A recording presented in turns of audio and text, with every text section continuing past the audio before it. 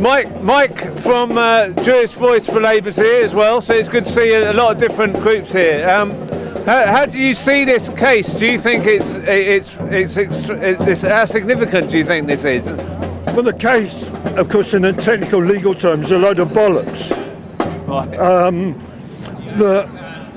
They want to use Terrorist Act to stop people opposing terrorism. It's sort of we know what the real terrorism is. The terrorism is of Israeli planes bombing Gaza, bombing Lebanon, bombing Syria every hour of every day. And to oppose that is not to support terrorism, it's to oppose terrorism. And I say, for a long time they were content to try to condemn us as anti-Semites, to try to shame us into silence, to stop us supporting Palestinian rights. They found that's failed, that we are more robust than that. So now they decided the only thing to do is to start banging people up to see whether that will frighten us into silence. And it's not going to. I mean, I hope they see sense and drop the case against Tony, but we know he's robust. We know that he won't back down, as he shouldn't, because he's not done anything wrong. And we will be here supporting him, and we'll be here supporting everyone else that they're trying to arrest, because he's not the first and he won't be the last. Yeah, I mean, Tony, as you say, he is robust. He doesn't really hold back on what he thinks, does he? Well, no, I mean that's a strong point, but also some people would say, oh, he should tone it down a bit. Tony should tone it down. So I didn't mean to say it like that. Anyway, what do you think of Tony's character there? I don't think it should tone down. I think it should be shorter. He always writes to great length. And we all get annoyed with Tony from time to time, but I don't go around trying to feel his collar. I argue with him. I say when he's wrong, and he tells me and I'm wrong. And I'm more right than he is, but never mind. But it's not a matter for the criminal law. If it is a matter for the criminal law, then those people who are supporting the terrorist bombing of Gaza ought to be having their collars felt. Yeah, exactly. And what do you think about the situation? I was just asking Haim Bashir there about the Syria situation. I mean, do you feel disheartened by what's happened there? Well, seeing the end of Assad has to be a good thing. I mean, there are a lot of bad regimes in the Middle East, a lot of bad regimes all over the world, but Assad seemed to be up there with the worst of them, and to see the back of him is good. What's going to come out of it, we don't know. I mean, we've seen what happened in Iraq, we've seen what happened in Libya, we've seen what happened in Egypt after tyrants were overthrown, but we have to be hopeful. We have to hope the Syrian people get their freedom that they deserve. And what we have to condemn is the Israeli deciding if the Syrian people want to be free, the only reaction is to bomb the fuckers. Now, this can't be right.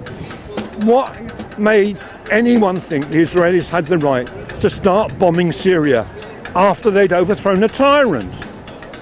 Yeah. I mean, the concern is that the support to the resistance in Palestine will dwindle because of Syria's being overthrown. Assad being overthrown and a new regime that seems to be quite quiet about Israel coming in. Is that a concern to you? It's a concern, but I know nothing about the new regime in Syria, except I know they're in a very difficult situation. They're trying to find their way out of it.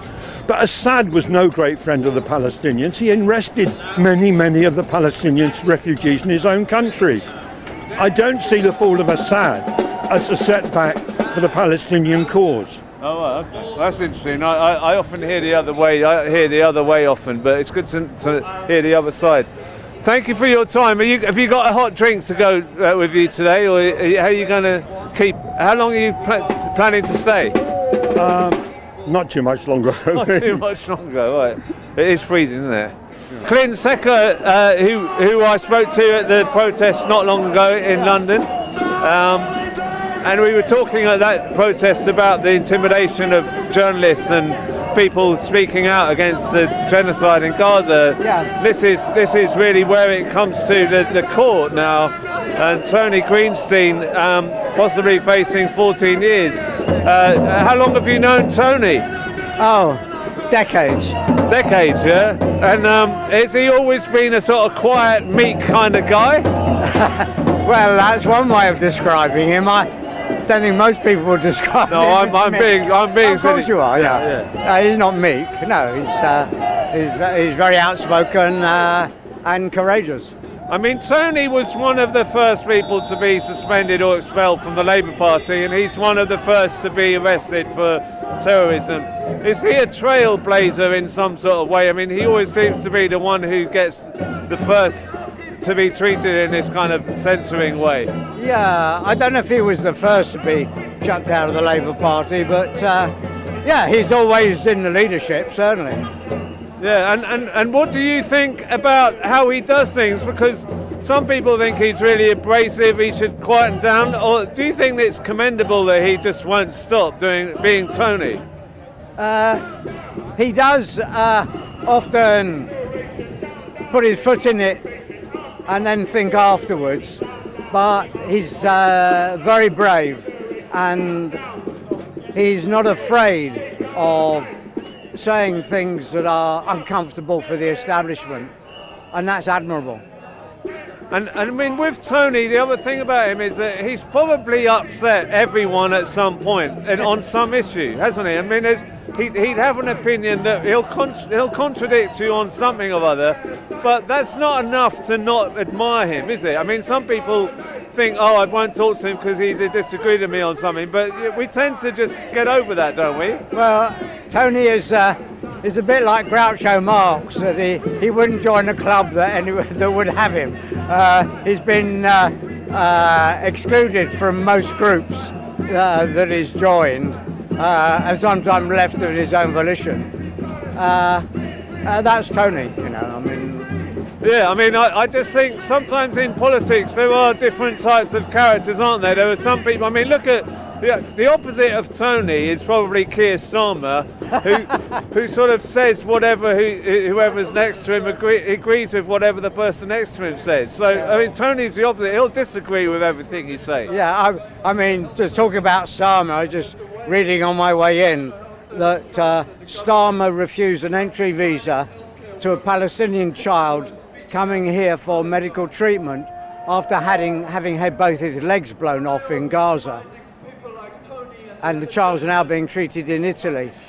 That tells me all you need to know about Starmer.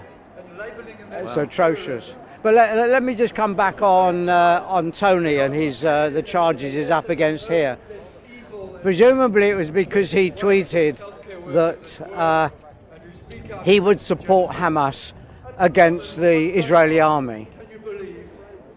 And the definition by the British government of Hamas being a terrorist organisation presumably is the grounds for the charges here today.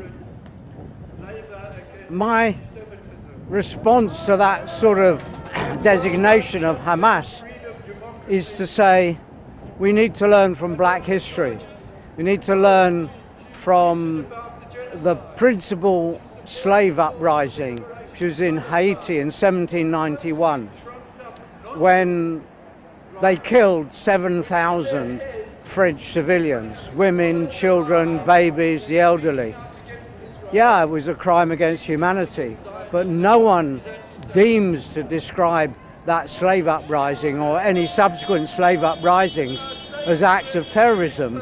They're all clearly understood to be driven by the context of the brutality of slavery. And if we look at what's happened in Gaza and for the Palestinians since 1936, 1948, the Nakba, 20 villages destroyed, women, children annihilated by the Zionist forces then. The brutal occupation from 1967, the massacres of Sabra and Shatila and Jenin, the 17-year bombardment of Gaza, the blockade of Gaza, and now, well, the stated 40,000, 45,000 deaths, but it probably, as the Lancet said, more like 186,000 and growing all the time. That's that's a century of oppression by Israel, brutal oppression, and you are going to get a rebellion. And the rebellion is their responsibility because they created the circumstances in which people had no choice after 17 failed peace negotiations over decades. Generates that type of crime against humanity, but you can't describe it as terrorism any more than you could describe Mandela as a terrorist, because he was a member of the MK, the armed wing of the ANC. Right. You have to have the historical understanding. And also this sort of flexibility on what a terrorist organisation is. When you see what the HTS is now being discussions with the British diplomatic service. I mean, if Hamas was suddenly to be in control of Israel or in control of Palestine, I mean, would I'm sure the British government would suddenly say, oh well, we better talk to them. It's just it's who's in control, who's the boss, isn't it, or something of that nature? Yeah, I think the difference is that with HTS, that whole development, you can be sure, did not come as a surprise to the British Secret Service, the American CIA, and so on. They, dates back decades to supporting the opposition in Syria, and you can be sure that they were behind that development, and they were prepared, and they backed it from the moment it arose a couple of weeks ago when it overthrew Assad.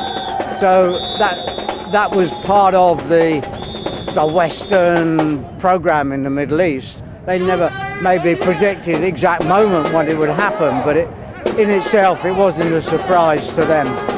Whereas Hamas is in a different context for the British and the Americans, so I'm not quite sure it would come out in the same way. Yeah.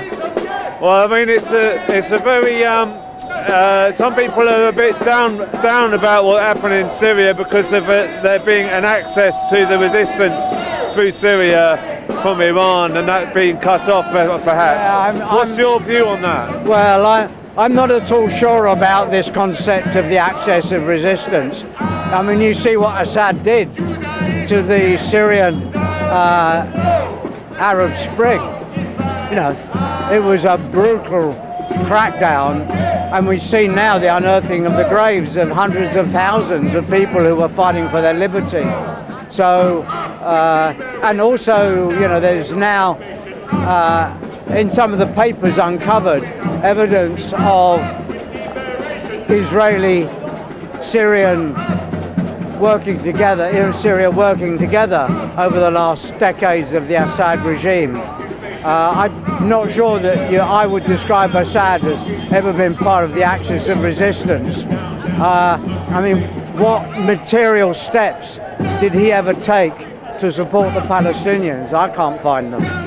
I'm not sure. I just know that that's been said that he was a support to Hezbollah or something. Well, like yeah, that. He did support Hezbollah, and that was the territorial route through which they got their arms from Iran. But actually, very little of that translated in support for the Palestinians. Right. I mean, not even Fatah, let alone Hamas. It was really about what Jonathan Cook describes as the chess game of international politics and force, Right. So it's not very clear. It's not certain what the future is in Syria, whether it's good or particularly bad. I mean, you don't feel one way or the other. Well, I feel very deeply for the Syrian people who are suddenly out in the streets celebrating their freedom. Obviously, I really hope that freedom continues and that they do build some alliance between all the groups. But the main players, America, Israel, Turkey, are very heavily involved, and it's in Israel's interest for Syria to just fragment into different warring groups so that they don't actually have a united front against Israel's oppression of the Palestinians. So that's where Israel will be going with this. Yeah. Well, thank you so much for your time again. Good to see you. And you keep warm, yeah? It's freezing. So we've got